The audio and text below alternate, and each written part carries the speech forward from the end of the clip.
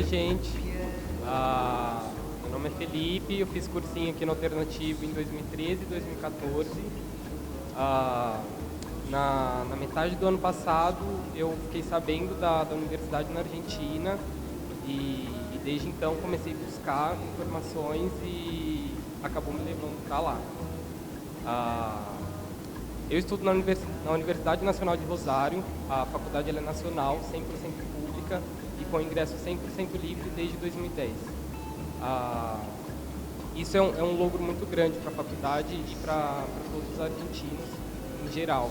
Até porque agora, a partir desse ano de 2016, saiu uma lei, um novo tratado que derruba um tratado de 95 que impede que as faculdades façam algum vestibular de ingresso. Eles podem fazer um curso de ingresso, porém eles não podem fazer uma prova eliminatória. E aí cada faculdade escolhe qual é o melhor processo para ingressar os alunos.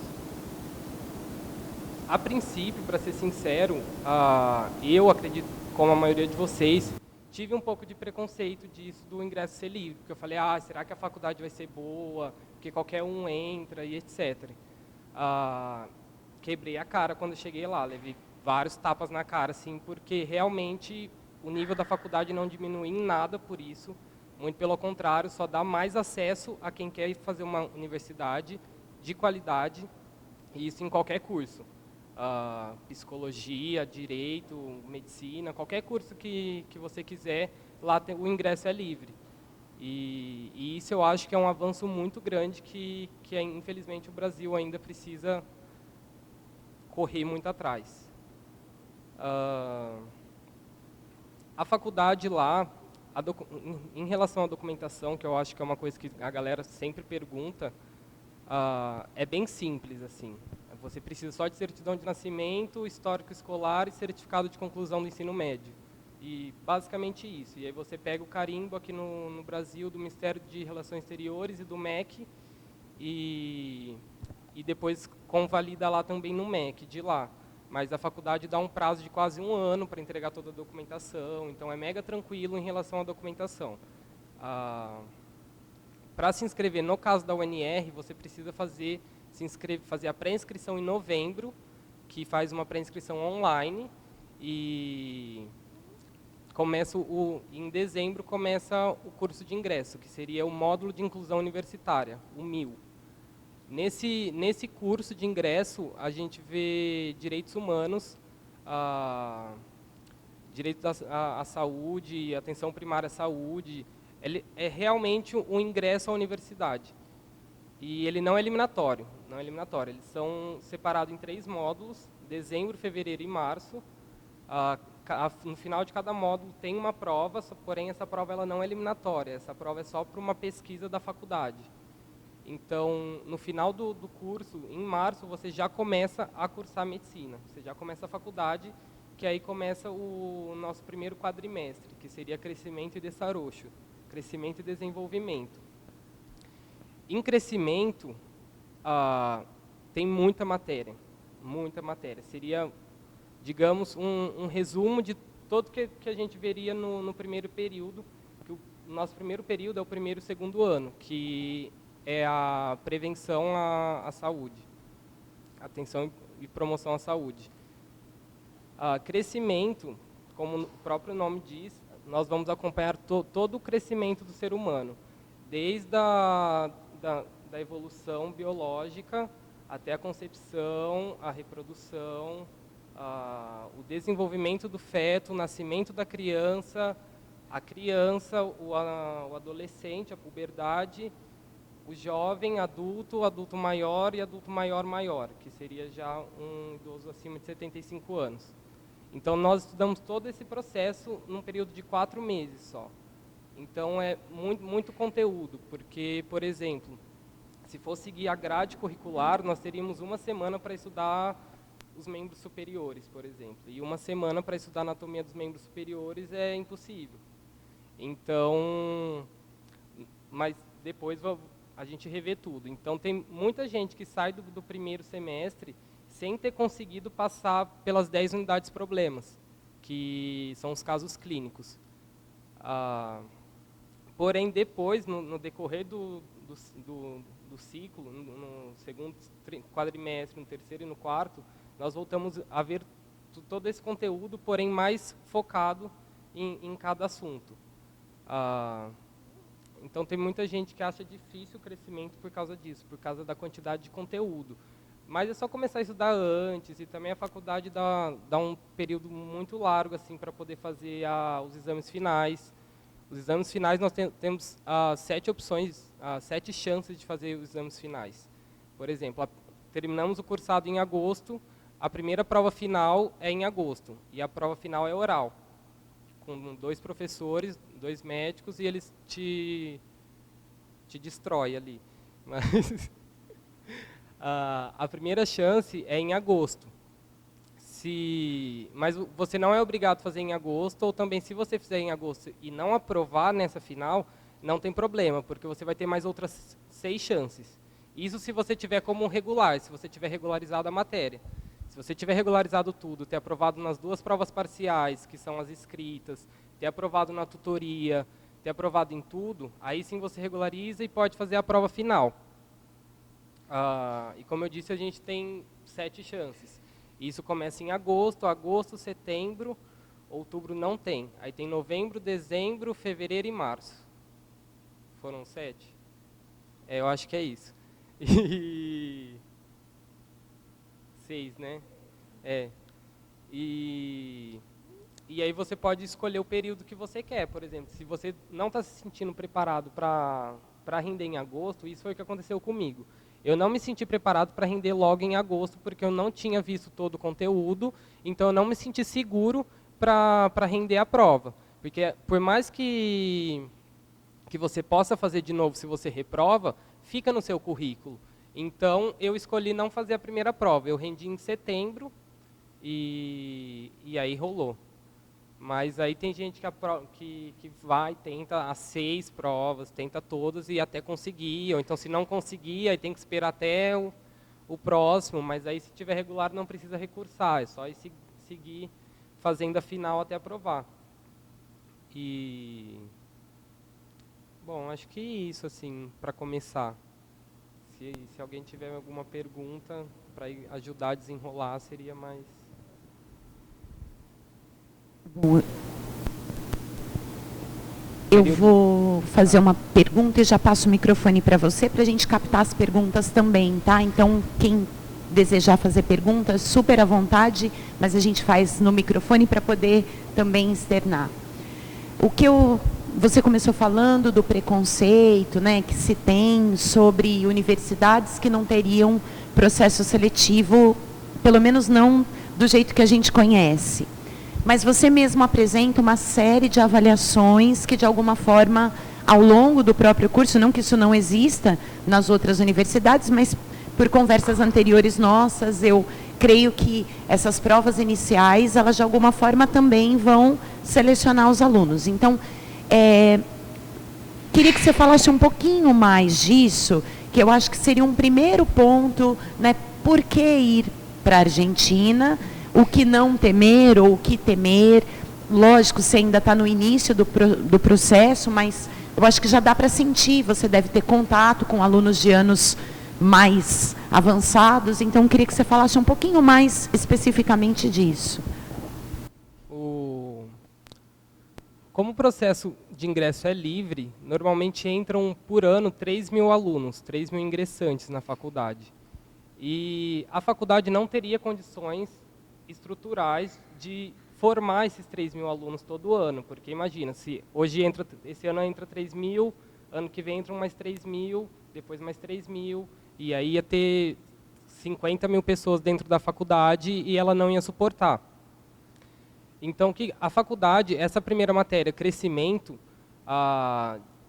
nós falamos que é o vestibular da faculdade, porque é aí que a faculdade faz a peneira. É nessa matéria que ela faz a peneira. Por isso que o conteúdo é tão extenso, por isso que eles jogam muita matéria. Porque só vai ficar na faculdade quem realmente tiver o interesse em estudar e correr atrás, e quem realmente tem interesse por ali. Quem eles verem que tem futuro e que eles podem formar. Então, eu acho que é um pouco isso. Me perdi, mas enfim.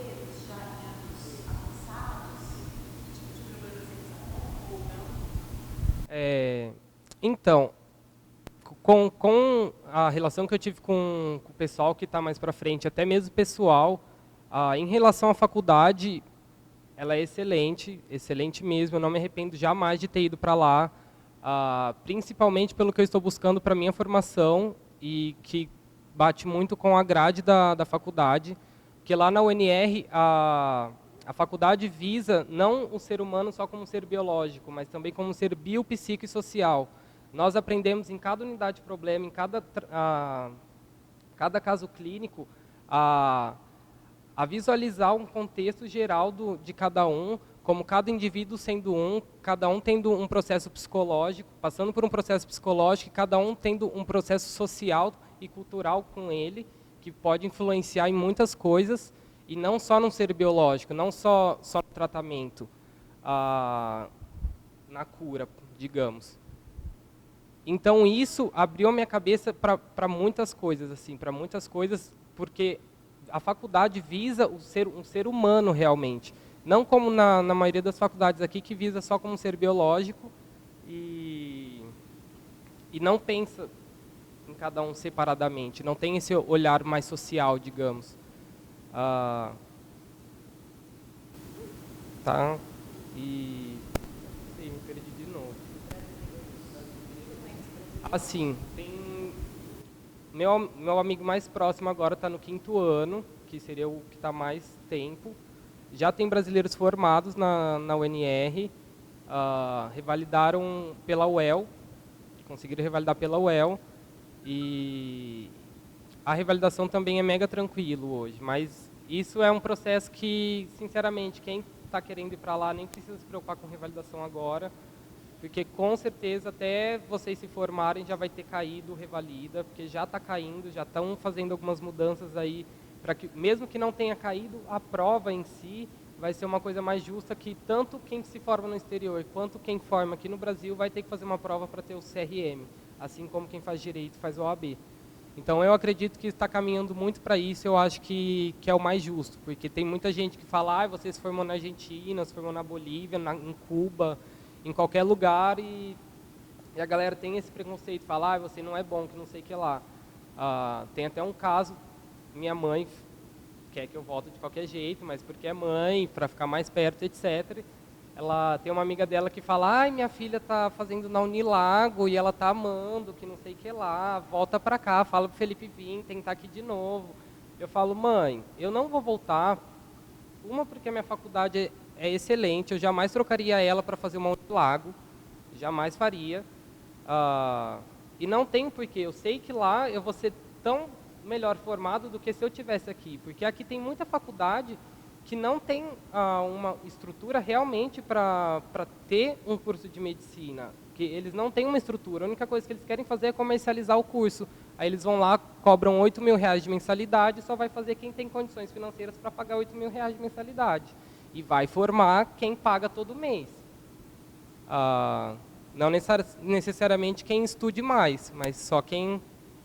Enfim, por isso tem muitos médicos hoje no Brasil que, digamos, são ruins. Enfim. Mas é isso. Eu consegui responder a sua pergunta, Capelli? Sim.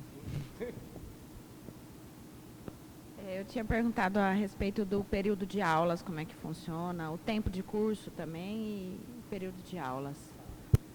O PBL, ele é um sistema um pouco diferente, ele foge um pouco do sistema tradicional da gente aqui. por exemplo, na maioria das faculdades aqui no Brasil, medicina seria em período integral. Você teria aula das 8 da manhã até as 5 da tarde, às vezes até um pouco mais. Lá é diferente. Lá você vai escolher um período que você quer estudar, por exemplo, se você quer manhã, tarde ou noite. E no meu caso, no primeiro ano, tem dias que você vai ter 4 horas de aula, tem dia que você vai ter 6 horas de aula, tem dia que você vai ter 2 e tem dia que você não vai ter nenhuma. Isso, ao primeiro ver, assim, tem gente que vai falar, nossa, mas não tem aula, eu não vou aprender, isso não sei o quê. Eu, particularmente, penso completamente o contrário. Justamente por não ter tantas aulas, eu acho que eu tenho uma liberdade maior para me organizar com os meus horários de estudo. Ou seja, eu consigo passar mais tempo sentado na minha cadeirinha com o meu livro estudando, que é o que realmente vale, porque não sei vocês, mas um professor falando ajuda muito, muito, lógico que ajuda, principalmente para te direcionar no assunto. Porém, o assunto é muito profundo.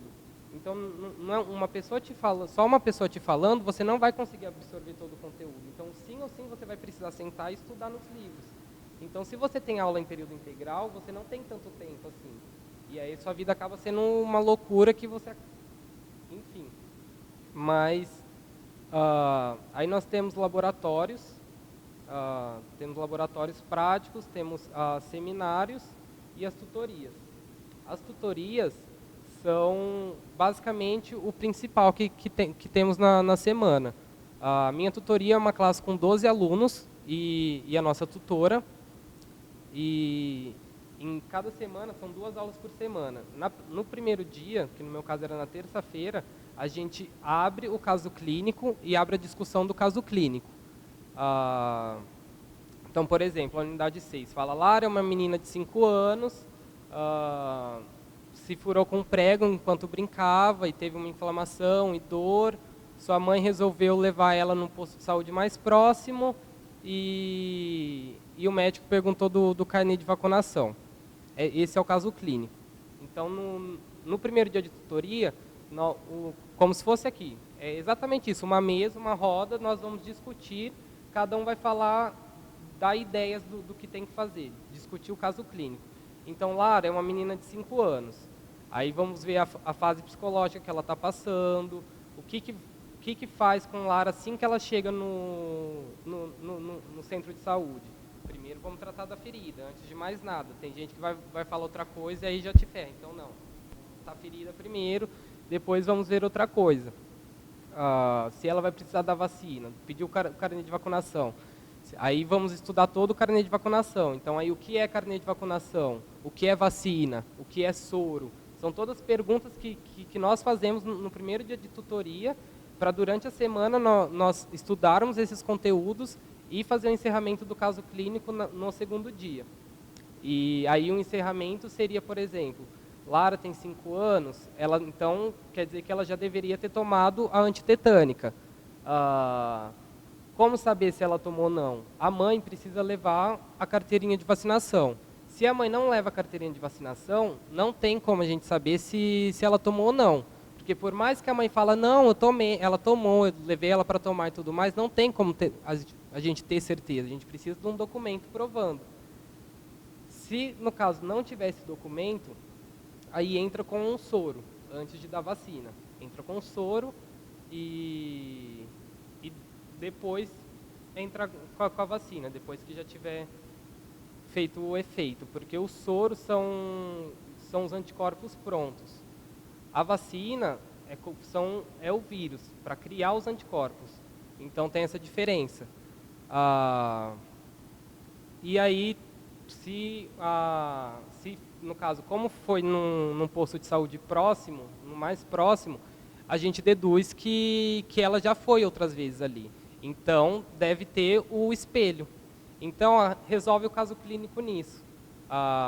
Fala, não, tem um espelho, então não preciso saber se só dar uma olhadinha lá, uma conferida, se ela tomou a vacina ou não, eu já vou saber. Então, são coisinhas assim, você tem que... Eles jogam um problema para você, o caso clínico, e você tem que buscar as informações, se colocar naquela situação e ver como um geral, enquadrar no biopsicossocial. Então, isso ajuda muito, assim, porque você vê como um todo, não só um caso específico. e tem que correr atrás, sabe? Basicamente é você estudando sozinho, basicamente isso. E a faculdade, ela oferece, tem classes de consulta todos os dias, no período da manhã e da tarde, o dia inteiro.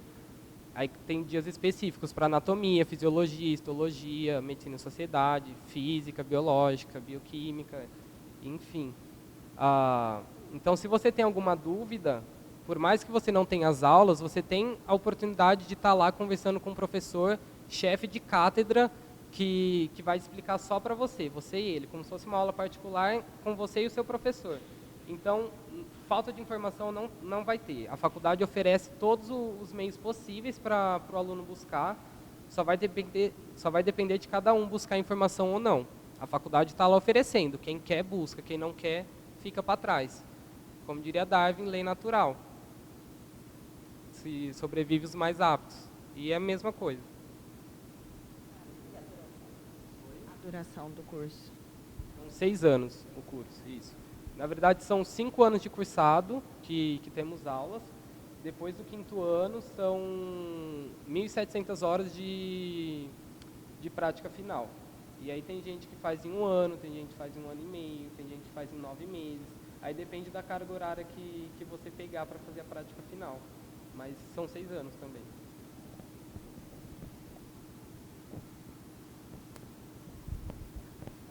É só uma colocação. Ele mencionou o PBL.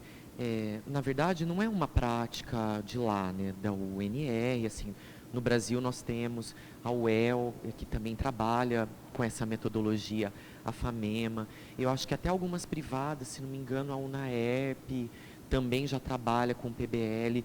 É uma nova pedagogia que, assim, pelo pouco que eu sei, hoje está mais difundida mesmo nos cursos de medicina, me parece, mas quando eu me informei sobre, porque deu algum interesse, fiquei sabendo que a UFSCar ela estudava uma maneira de implementar esse método nos próprios cursos de engenharia.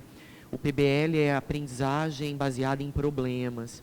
Então, eu imagino que no curso de medicina não se vá fazer o estudo isolado, primeiro da fisiologia, depois da anatomia e assim por diante. Então, você parte de um caso, uma situação, um problema, e a partir dali você ataca as diversas dimensões daquilo. E tem também a questão da própria tutoria, além das aulas, o laboratório, a prática. Me parece que isso tudo vai acontecendo meio que simultaneamente, porque é uma visão um pouco mais integrada e menos compartimentada de aprendizagem.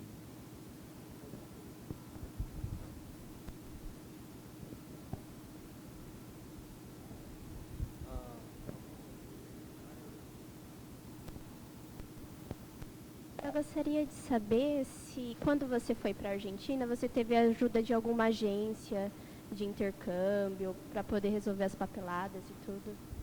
Não, quando eu fui, eu fiz toda a minha documentação, quem fez foi eu. Não fui atrás de assessoria, na verdade fui, mas só para buscar informação do que eu tinha que fazer.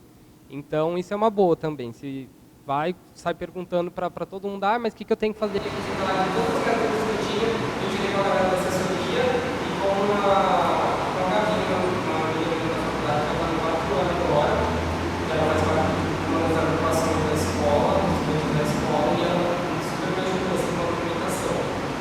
Mas não, eu na verdade eu sou até um pouco contra a assessoria, porque ajuda, é uma comunidade enorme, assim, só que hoje eles estão explorando os brasileiros em uma coisa que não precisava. Tem assessoria hoje que cobra R$3.000 para fazer uma documentação,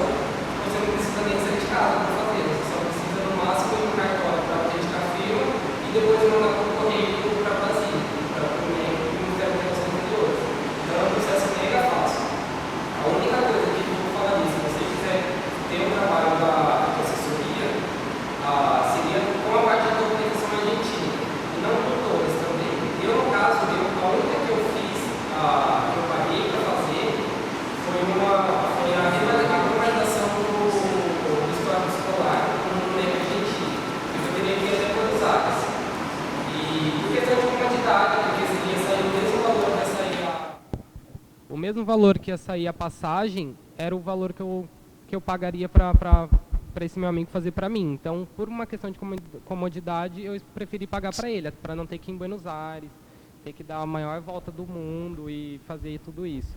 Mas é mega tranquilo, mega tranquilo. E em questão de apartamento, porque a assessoria normalmente eles vão tentar te alugar algum apartamento também deles, normalmente, ou de algum associado com eles. E normalmente eles vão te enfiar a faca, assim. Eles vão tentar tirar o máximo de dinheiro possível de você. Então, eles vão te cobrar 6 mil pesos em uma kitnet, tipo, R$1.800 numa kitnet, sabe? Coisa absurda, que não é todo mundo... Eu, pelo menos, não tenho condições de pagar 1.800 pesos R$1.800 em uma kitnet. Mas tem gente que paga, mas aí cada um com a sua. E aquela hora eu estava pensando, a pergunta que eu tenho para fazer, na verdade, está relacionada com o papel que eu acabo desempenhando aqui no cursinho, né? Muitos alunos me procuram, Capelli, o que você acha? Vou, não vou? Então, a sua experiência hoje me motiva a dizer, tem vontade, tem interesse, por que não? Né? No entanto, eu queria, nós já conversamos sobre isso paralelamente, eu queria que a gente trocasse um pouco essa ideia, por tudo que foi colocado por você, especialmente no sentido de que o aluno tem que estar livre e apto, sim, a realizar um curso que vai depender muito de bagagem, de conteúdos e de atitudes. Eu queria me colocar, e que você falasse um pouquinho sobre isso, sobre a necessidade de, independente do processo lá na frente, não necessitar de uma nota, o quão importante é estar preparado, né, para fazer esse curso de medicina. Porque aqui a gente entende um pouco essa preparação como uma meta mesmo. Tem muita gente que está muito preparado e não consegue a nota suficiente para entrar. E tem gente que não está preparado e talvez precise tomar consciência e precise caminhar um pouco para que essa preparação venha e que possa se desenvolver ao longo do curso. Então, a minha posição é que as pessoas não devem achar que isso é um atalho, no sentido de que eu saio, talvez, não vou nem falar de tempo, né? O cara pode sair do ensino médio super preparado, ele pode precisar de 1, 2, 3, 4 anos de cursinho para se sentir preparado, mas eu acho que ele tem que estar preparado, no mínimo ter essa sensação de preparo, né? De que pode, sim, estar livre para estudar sozinho. Então, embora não haja o vestibular que te cobre uma nota e, portanto, 500 anos de preparação, a preparação não se faz desnecessária ao meu modo de ver, né? Isso eu diria para todas as pessoas. Por exemplo, quando é o próximo processo para Rosário? É no final do ano. Então eu vou para Rosário, nem vou estudar esse ano. Vou ficar o ano inteiro procurando documento, né? Então acho que não é bem isso. Ou melhor, não é nada disso. Eu vou para Rosário, é uma possibilidade, mas o que eu farei ao longo desse ano que eu pretendo ir? Né? Então, não ir para lá como uma fuga de todo o processo, mas uma escolha. E preparar-se, talvez de uma forma ainda mais especial, para ir para essa nova experiência. Então, queria que você se colocasse nesse sentido, o quão a sua preparação faz diferença lá na hora da faculdade mesmo. Não, isso com certeza. O cursinho, por mais que, como disse, por mais que não tenha um ingresso, você não tem que precisar fazer um vestibular para ingressar, eu acho que mais do que nada o cursinho te prepara para a vida, assim, porque é um período que você está passando por muitas coisas, que a gente acaba de sair da escola e temos uma cabeça mais infantil ainda, e não estamos preparados. Não tô nem, nessa hora, agora não estou nem falando de conteúdo, estou falando mesmo de preparação para enfrentar a vida, porque querendo ou não, é um outro país, é uma outra cultura, está mais longe de casa, outra língua. Então, você tem que ter uma preparação e uma cabeça também mais forte, porque tem muita gente que vai e volta. Muita gente que vai. Muita, assim. 70% dos brasileiros que chegam, voltam, assim, sem dúvidas. E justamente por isso, que não tem uma preparação. E também, agora em questão de matéria, o cursinho ajuda muito na preparação, principalmente de Capelli e Schoppes. O primeiro semestre, totalmente. Toda a matéria que a gente vê aqui, a base que a gente tem em Química e Biologia, vamos usar sim na faculdade, e quem não tem essa base sofre muito mais, coisas simples, tradução e transcrição de proteína, coisas simples que a gente já aprende no cursinho, já tem na nossa bagagem, que os argentinos, por exemplo, que não passam por esse processo, ou então muitos que na hora do ensino médio vão para a parte de economia, ou vão para uma outra parte que não vê química, não vê biologia, eles chegam completamente despreparados na faculdade e acabam sofrendo muito mais por isso, por causa, em vez de focar em outras coisas que seriam mais objetivas, assim, digamos, para a faculdade, não, acaba tendo que voltar em coisas simples, coisas básicas de biologia e química, que já deveria saber, na verdade. Então, o cursinho sim é muito válido, ajuda muito, e com certeza, quem estiver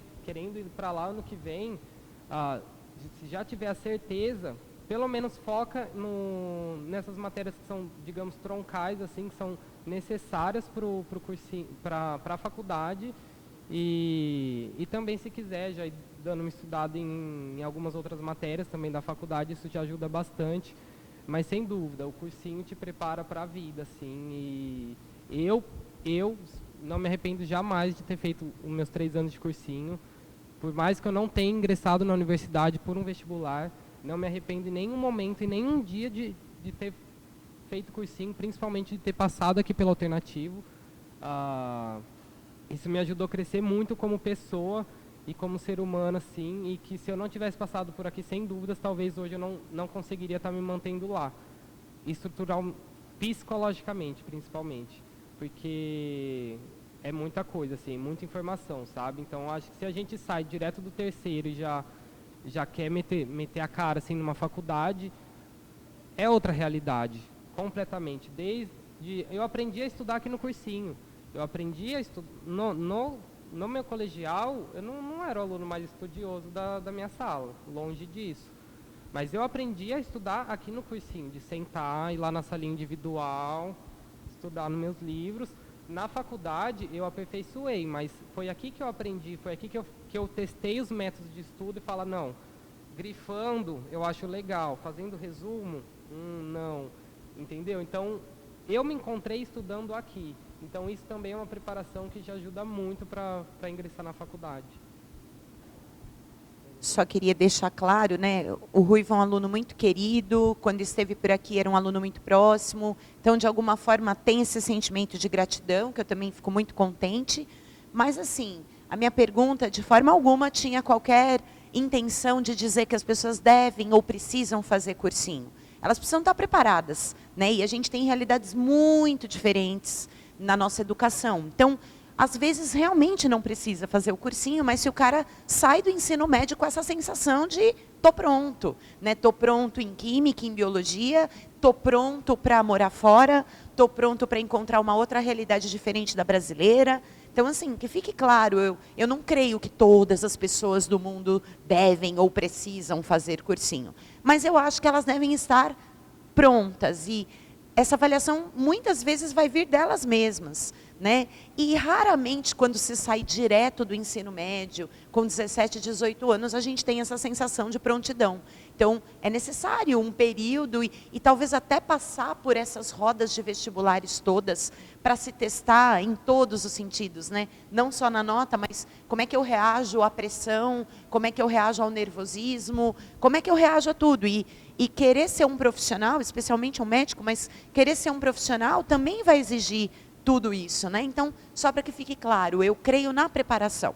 Venha ela de onde vier. Vai ter o aluno que não tem condição de fazer cursinho algum. A gente está aqui falando para o mundo, né? Quando a gente se dispõe a colocar alguma coisa na internet, a gente sabe disso. Então, que isso sirva de motivação mesmo para quem está distante dos centros, dos cursinhos, mas que tem essa condição de se preparar sozinho e, por que não, ir para a Argentina fazer uma universidade. Tá? Então, só para que fique claro.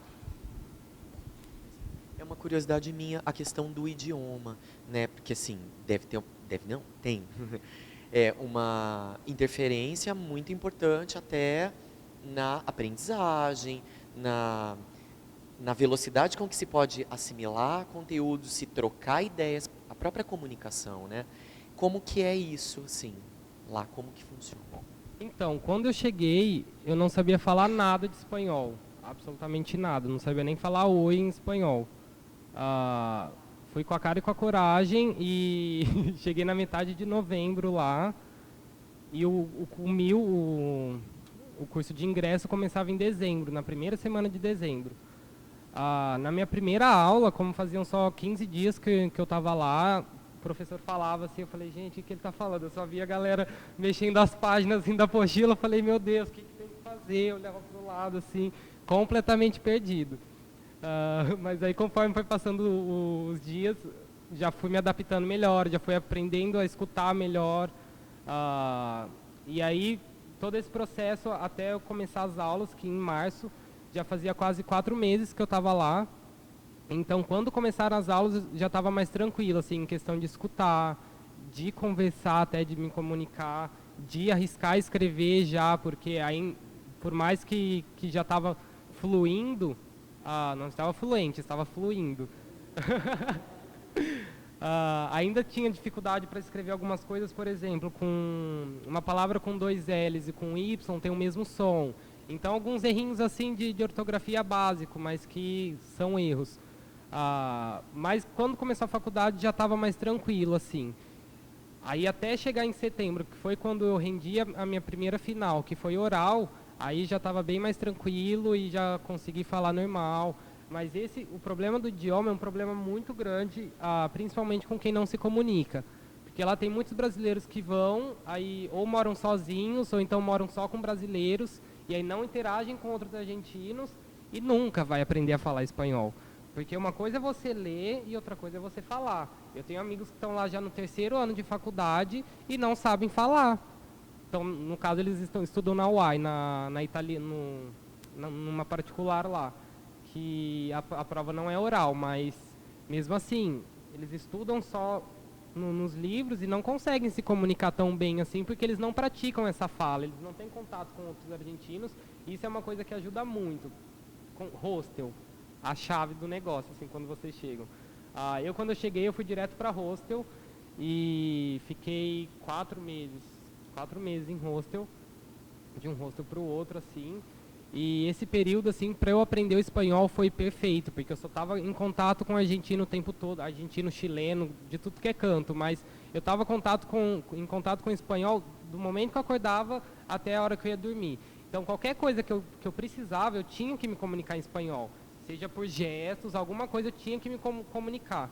Nos primeiros dias é mega cansativo, assim, eu poderia estar sentado aqui o dia inteiro conversando, que no final do dia ia parecer que eu tinha trabalhado ou corrido uma maratona, assim, só de ficar fazendo gestos. Sim, então cansa bastante no começo. Mas não é um grande problema. Em questão para estudar, hoje eu não vejo como um problema, mas talvez como, digamos, um pequeno atraso. Porque nós lendo alguma coisa em português, é só bater o olho assim, que o nosso cérebro já assimila, então já flui mais rápido. Agora, lendo em espanhol, por mais que já esteja tranquilo, tudo bem, já vou lendo já tranquilo, mas ainda tem que fazer uma pequena tradução ainda, sabe? Então, atrasa um pouquinho. Um conteúdo que um argentino estudaria em meia hora, digamos que eu estudo levo 1 hora para estudar. Então, tem essa coisa do tempo também, mas não diria que seja um grande problema. Talvez para falar, para a primeira prova final, principalmente, porque tem alguns professores que cortam nisso, reprova por causa da língua. Eu tive caso de amigo de chegar lá, saber todo o conteúdo, mas não sabia se comunicar bem. Aí o professor virou para ele e falou assim, tá, legal, agora aprende a falar o espanhol, depois você volta na próxima mesa, porque você está na Argentina. E aí, tipo, ele foi mega cuzão, mas ele não estava errado, entendeu? Ele foi cuzão, mas ele não estava errado, entendeu? Porque realmente ele está na Argentina, tem que aprender a falar o espanhol. Por mais que ele queira voltar depois que ele se formar. No processo ele tem que se virar lá. Mas não é um grande problema, assim, dá para pegar rápido.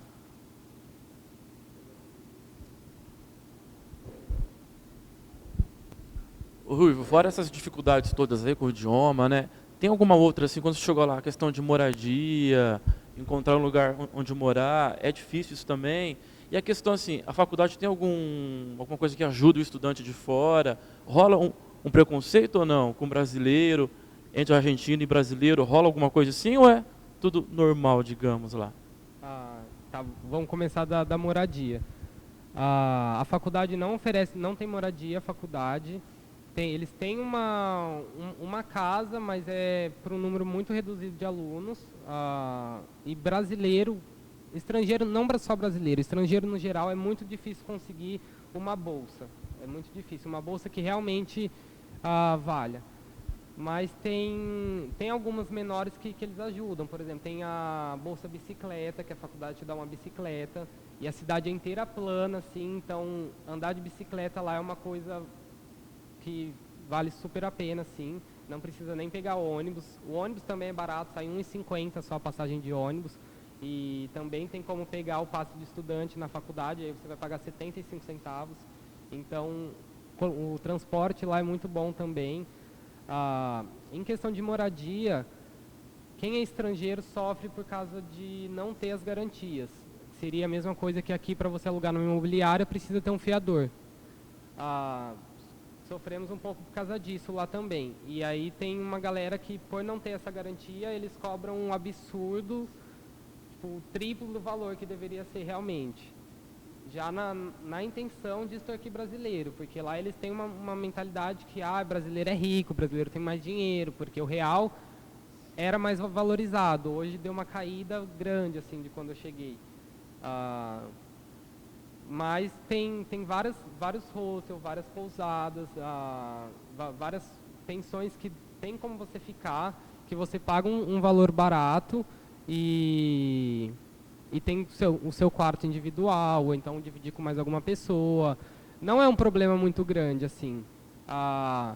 No geral, o valor do aluguel sai mais ou menos que aqui. Pelo menos pelo que eu estava conversando com a Rafa, com o pessoal que está fazendo faculdade aqui nos seus cantos aí. Eles estão pagando mais ou menos o que eu pago no meu aluguel também. Hoje eu pago R$570 no meu aluguel. Uma casa de frente com a faculdade, então eu não pago transporte. Foi um achado assim enorme. Conseguimos porque um dos meninos que moram com a gente, ele é argentino, então ele tinha todas as garantias, e isso ajudou muito a gente.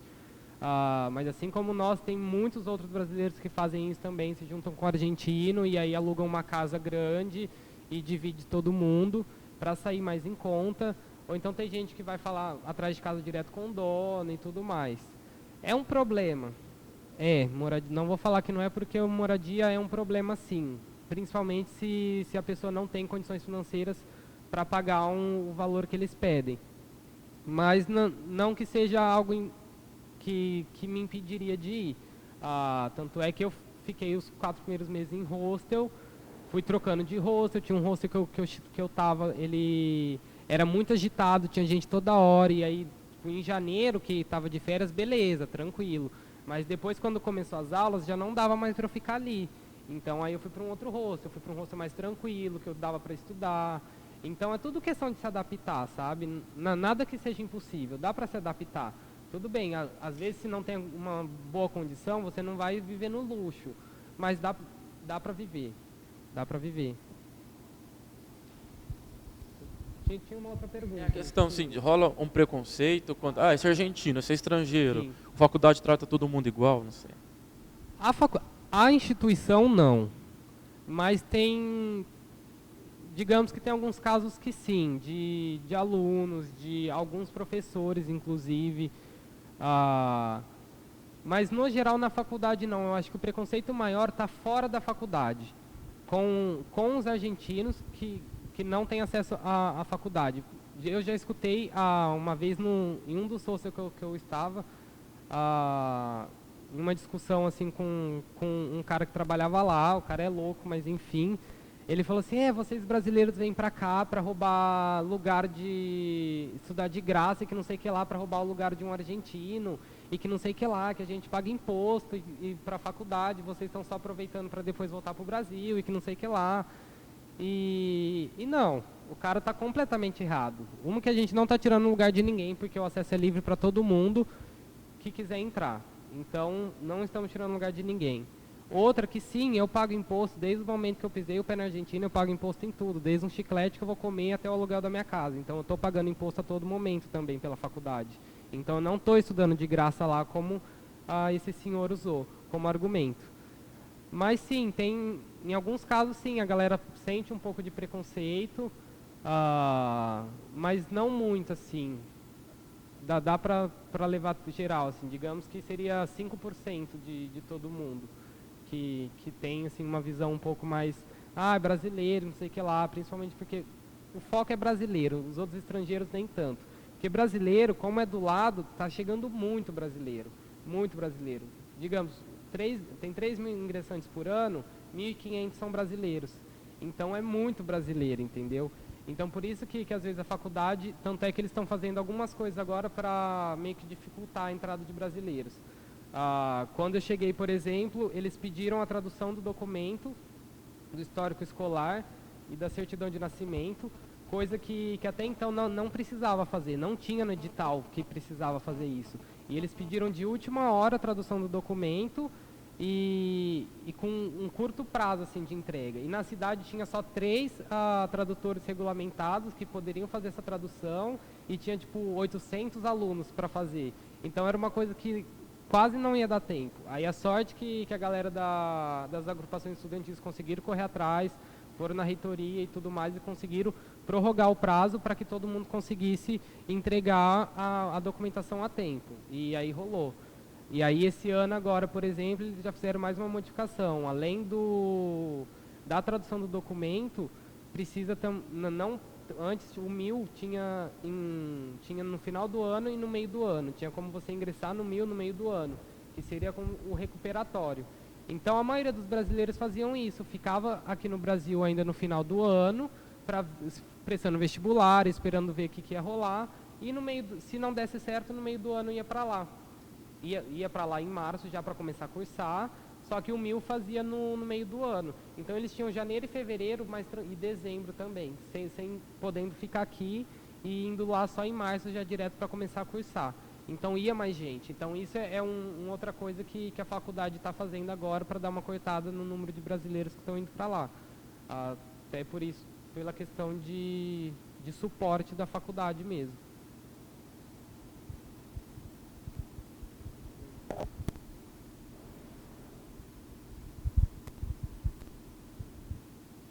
Além do teu custo de moradia, o que você fala que seria um custo assim que a pessoa tem que ter condição para se bancar lá, sabe? Moradia e comer, e o dinheiro para comer, digamos. Eu quando eu cheguei lá, eu recebia R$1.000 por mês. R$1.000 por mês quando eu cheguei dava para passar assim tranquilamente, eu passava mega bem, porque com R$1.000 eu conseguia trocar 5.000 pesos de 500, porque estava 1 para 5,50. Hoje o câmbio está 3,50, 3,40 está o câmbio. Então hoje com R$1.000 eu consigo trocar 3.400 pesos. O meu aluguel sai em 1.750 pesos. Então para mim só vai sobrar 1.400 pesos, fora a conta de energia, essas coisas que são cobradas a cada 2 meses lá. Então digamos que desses R$1.000 me sobraria 1.000 pesos para comer. Se você fizer uma compra direitinho e tudo mais, dá para passar. Mas hoje em dia com R$1.000 assim você passa bem mais apertado assim, sabe? Sem luxo nenhum e bem apertado.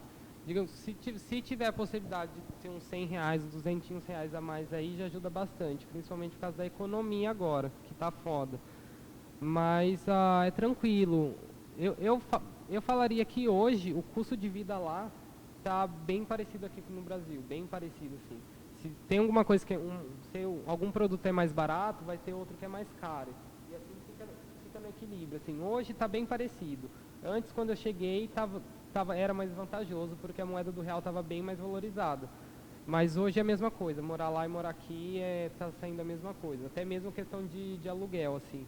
Pelo que eu estava conversando com a galera que está fazendo faculdade aqui no Brasil, em outros estados e tudo mais. Então, eu acho que em questão financeira sai a mesma coisa, assim.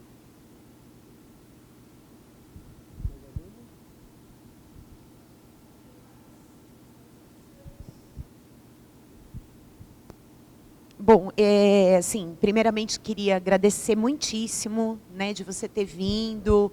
A gente, quando recebe essas visitas, ouve muito essas histórias e acaba passando pelo nosso filtro para depois espalhar por vocês. Então, tivemos essa ideia, isso deve ser uma prática comum agora do cursinho, histórias para contar, e a gente vai colocando lá no canal também. Então, obrigada a vocês por terem vindo, alguns prestigiar o amigo, matar a saudade, outros cheios de dúvidas mesmo, mas valeu, brigadão, Ruivo, querido, queria que você falasse algumas palavras finais, só para talvez incentivá-los, né, a irem para lá e outras pessoas que possam ter essa expectativa. Valeu. Primeiro eu queria dizer obrigado à Capelle pelo convite, espero ter ajudado a tirar algumas dúvidas de vocês. Se alguém ainda tiver alguma dúvida, pode me procurar no Face, passo meu WhatsApp também. Qualquer coisa que precisarem, eu estou aí, vou ajudar vocês, porque eu já tive na mesma situação que vocês, eu fui muito ajudado, então sem dúvidas nenhuma não vou hesitar em ajudar vocês. E se joga, se joga. Se é o que vocês realmente querem, vocês sentem que estão preparados para entrar na universidade agora, se joga. Não pense em revalidação do diploma, não pensar, é Argentina, é muito longe, que não sei o que lá. Eu acho que isso tem que ver o grau do sonho de cada um, sabe? Se realmente vale a pena. No meu caso, valeu a pena e eu não me arrependo em nenhum momento de ter ido para lá, muito pelo contrário. Superou minhas expectativas, sim, 1 milhão de vezes, digamos. Porque tanto a faculdade quanto a cidade, a cultura, tudo, eu me apaixonei cada vez mais e continuo me apaixonando e conhecendo cada vez mais. Mas é isso que eu tenho para dizer para vocês. Se joga, não tenha medo, não desistam do sonho de vocês, por mais que não seja para ir na Argentina, para se manter aqui, não desistam. Se é o que vocês querem, corram atrás, que vale muito a pena, vale muito a pena. Medicina é uma profissão muito linda e a única coisa que eu peço para vocês é façam a diferença. Se entram para fazer a diferença, não seja igual 90% dos médicos que só visam na questão financeira e não no ser humano como um todo. E é isso. Obrigado por todos terem vindo e qualquer coisa, Facebook.